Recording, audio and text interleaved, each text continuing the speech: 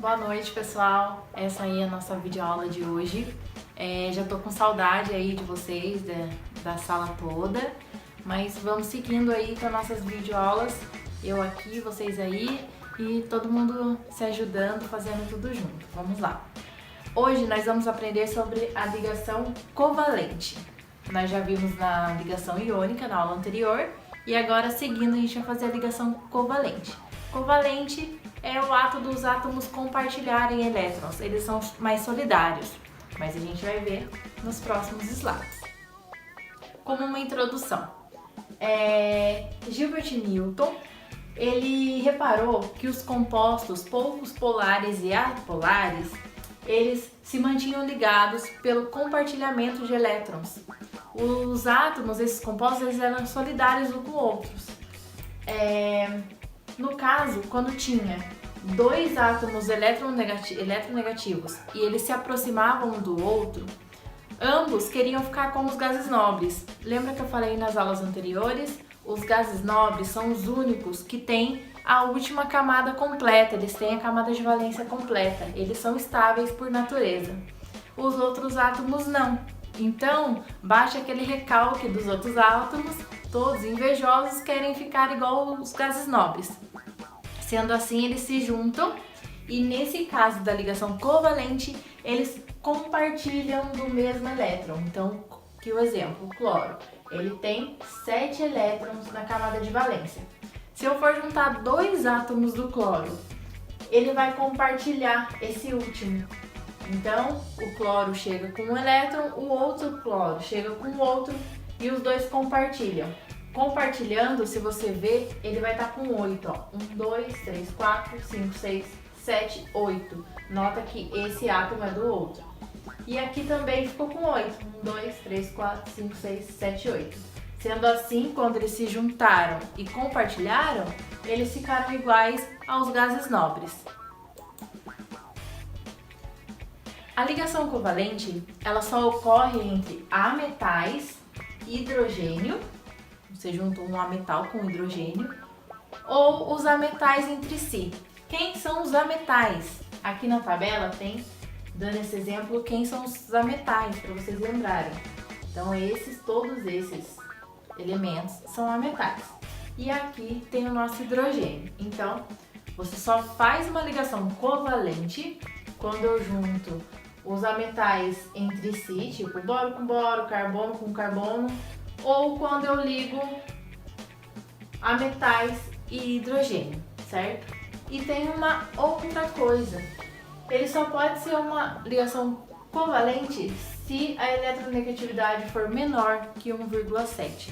Quando a eletronegatividade for maior que 1,7, a gente ainda tem uma ligação iônica. Como eu represento a ligação covalente?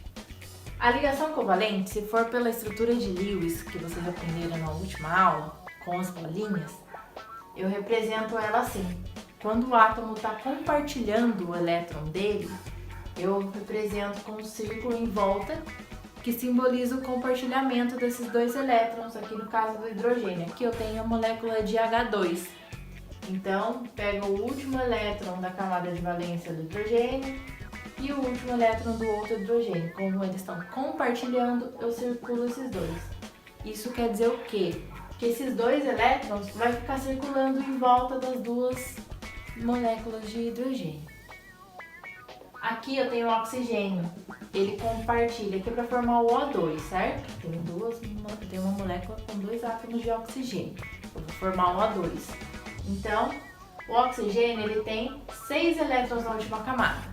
Como todo mundo quer ficar igual ao gás nobre, aqui eu vou pegar esses dois elétrons do hidrogênio e vou compartilhar com esses dois do outro hidrogênio. Sendo assim, quando você for somar, vai ter 1, 2, 3, 4, 5, 6, 7, 8. E o mesmo serve para o de cá. 1, 2, 3, 4, 5, 6, 7, 8. E o mesmo acontece no nitrogênio, só que o nitrogênio ele faz 3 ligações, porque ele tem 5 só na última camada. Para ficar com 8, ele precisa de mais 3. Então ele compartilha entre eles ali, cada um entra com 3. O que difere na fórmula estrutural Quando eu tenho uma ligação covalente simples, eu ponho um tracinho só. O que é simples? Ela só faz uma ligação. Quando tiver uma covalente dupla, eu ponho 2 tracinhos. Quando que é dupla? Quando eu fiz 2 ligações. Eu compartilhei mais de um elétron com o outro. E quando é covalente tripla? 3 ligações, 3 tracinhos na forma estrutural. E eu fiz 3 compartilhamentos de elétrons, certo? Assim é o jeito de eu representar a ligação covalente.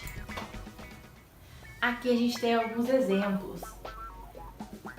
Você tem aqui um halogênio e outro halogênio, que a gente viu lá atrás na tabela que ele faz parte dos ametais, certo? Aqui estão os átomos isolados, como antes da ligação. Aqui foi quando eles compartilharam elétrons entre si. Aí você pode ver quando eles compartilham, o orbital deles se une e faz com que o átomo fique girando em torno dos dois. Aí a molécula do oxigênio, que foi o mesmo exemplo anterior que a gente deu ali, e a da água.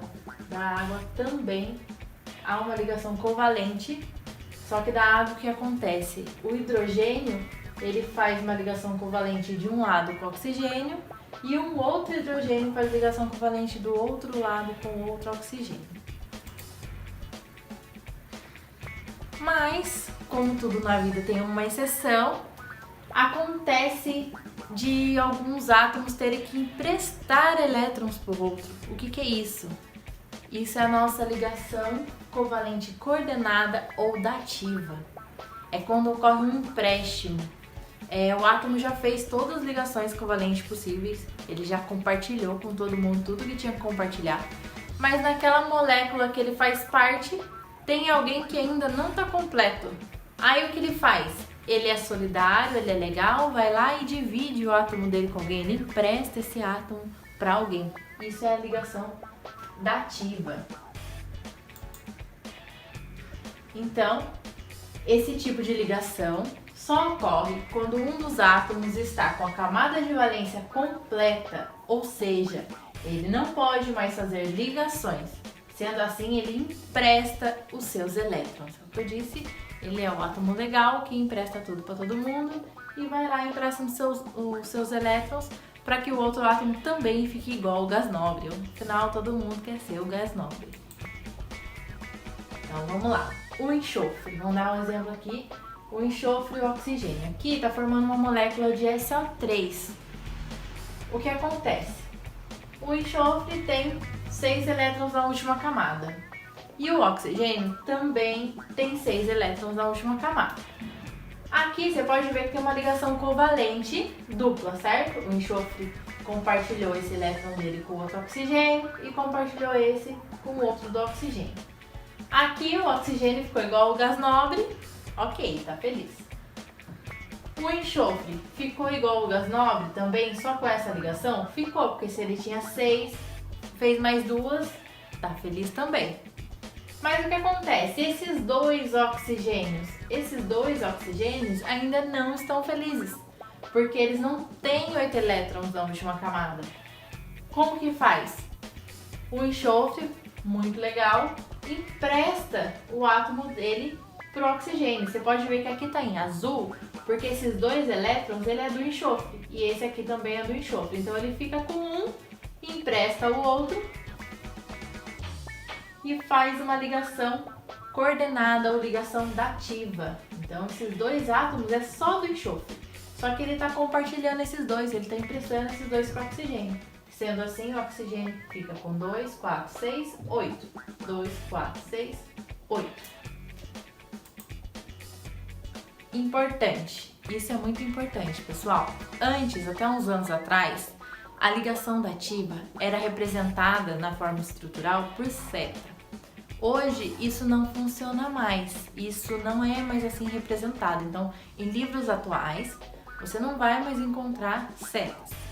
E em livros antigos, você vai encontrar como seta. Até na internet, se vocês procurarem material, pode ser que alguns estão com seta, outros sem seta.